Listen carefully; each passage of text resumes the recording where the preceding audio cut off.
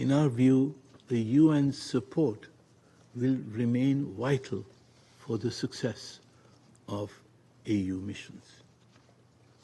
3. The AU and its sub-regional organizations should explore partnerships with other regional organizations such as the League of Arab States and the Organization of Islamic Cooperation. We take note of the recently established AU, Arab League, and OIC trilateral mechanism. We also support the Nouakchott process and the Accra initiative and encourage ECOWAS and the Alliance of Sahel states to engage and explore pathways to counter-terrorism. 4. It is necessary to review the efficiency and impact of the Security Council's several sanctions regimes.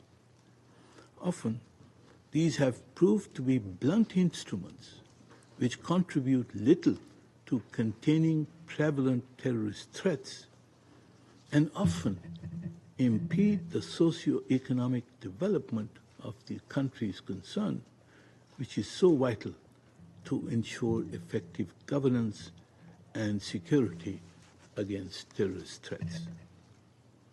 These sanctions regimes should be adapted to respond to the current challenges of the concerned African countries. 5.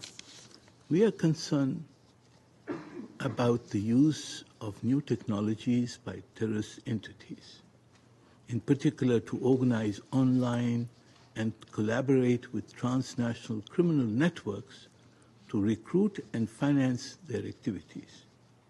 We must address the new cyber tools of terrorism, including the dark web and cryptocurrencies, which are being utilized increasingly for radicalization campaigns, incitement to violence, terror financing, propaganda, and disinformation through the social media. 6. We must address the underlying reasons and root causes of terrorism in Africa.